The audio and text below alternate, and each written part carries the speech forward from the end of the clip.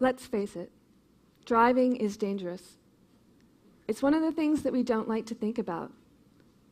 But the fact that religious icons and good luck charms show up on dashboards around the world betrays the fact that we know this to be true. Car accidents are the leading cause of death in people ages 16 to 19 in the United States. Leading cause of death. And 75% of these accidents have nothing to do with drugs or alcohol. So what happens? No one can say for sure, but I remember my first accident. I was a young driver out on the highway, and the car in front of me, I saw the brake lights go on. I'm like, okay, all right, this guy's slowing down. I'll slow down too. Step on the brake. But no, this guy isn't slowing down. This guy is stopping. Dead stop on the highway. We're just going 65 to 0. I slammed on the brakes. I felt the ABS kick in, and the car is still going, and it's not going to stop. And I know it's not going to stop. And the airbag deploys. The car is totaled. And I fortunately, no one was hurt.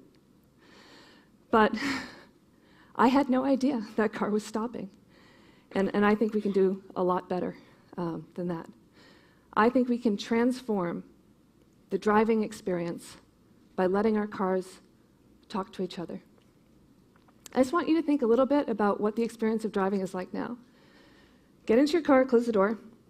You're in a glass bubble. You can't really directly sense the world around you. You're in this extended body. You're tasked with navigating it down partially seen roadways, in and amongst other metal giants at superhuman speeds. Okay? And all you have to guide you are your two eyes. Okay, so that's all you have. Eyes that weren't really designed for this task. But then people ask you to do things like, you want to make a lane change. What's the first thing they ask you to do? Take your eyes off the road. That's right. Stop looking where you're going, turn, check your blind spot, and drive down the road without looking where you're going. You and everyone else, this is the safe way to drive. Why do we do this? Because we have to. We have to make a choice. Do I look here or do I look here? What's more important? And usually we do a fantastic job picking and choosing what we attend to on the road. But occasionally, we miss something. Occasionally, we see something wrong or too late. In countless accidents, the driver says, I didn't see it coming. You know, and I believe that. I believe that. We can only watch so much. But the technology exists now that can help us improve that. In the future, with cars exchanging data with each other, we will be able to see not just 3 cars ahead, 3 cars behind, to the right and left, all at the same time, bird's eye view. We'll be actually able to see into those cars. We'll be able to see the velocity of the car in front of us, to see how fast that guy's going, or stopping. If that guy's going down to 0, I'll know. And with computation and algorithms and predictive models, we'll be able to see the future. You may think that's impossible. How can you predict the future? That's really hard. Actually, no. With cars, it's not impossible. Cars are 3-dimensional objects that have a fixed position and velocity. They travel down roads. Often they travel along pre-published routes. It's really not that hard to make reasonable predictions about where a car is going to be in the near future. Even if when you're in your car and some motorcyclist comes 85 miles an hour down lane splitting, I know you've had this experience, that guy didn't just come out of nowhere. That guy's been on the road probably for the last half hour. Right? I mean, somebody's seen him. 10, 20, 30 miles back, someone's seen that guy.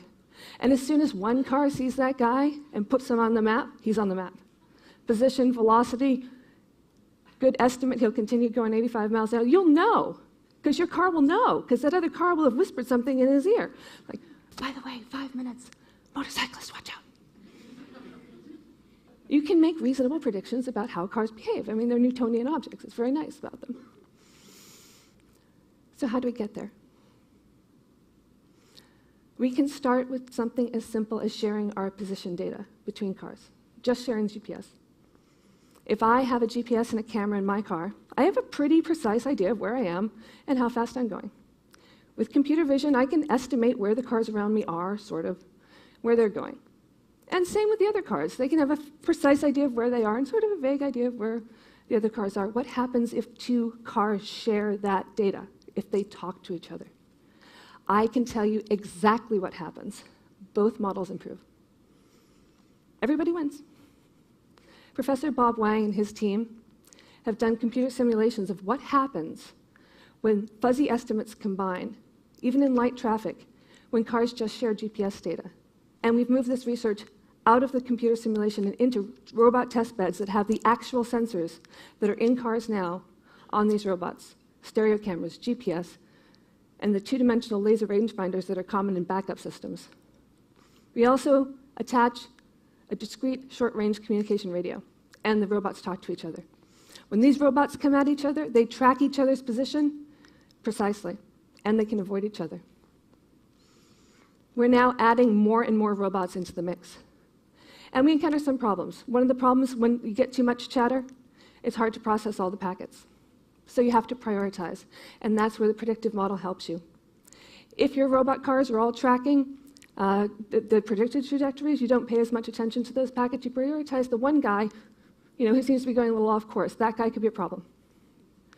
And you can predict the new trajectory. So you don't even know that he's going off course, you know how. And you know which drivers you need to alert to get out of the way. And we wanted to do, well, how can we best alert everyone? How can these cars whisper, you need to get out of the way? Well, it depends on two things. One, the ability of the car.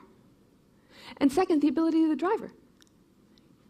If one guy has a really great car, but they're on their phone or doing something, they're not probably in the best position to react in an emergency. So we started a separate line of research doing driver state modeling. And now using a series of 3 cameras, we can detect if a driver is looking forward, looking away, looking down, on the phone, or having a cup of coffee. We can predict the accident, and we can predict which cars are in the best position to move out of the way, to calculate the safest route for everyone. Fundamentally, these technologies exist today. I think the biggest problem that we face is our own willingness to share our data.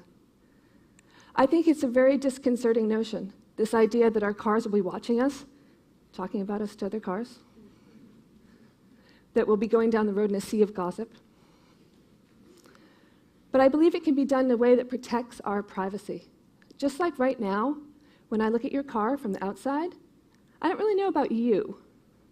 If I look at your license plate number, I don't really know who you are. I believe our cars can talk about us behind our backs. And I think it's going to be a great thing. I want you to consider for a moment if you really don't want the distracted teenager behind you to know that you're braking, that you're coming to a dead stop. By sharing our data willingly, we can do what's best for everyone. So let your car gossip about you. It's going to make the roads a lot safer. Thank you.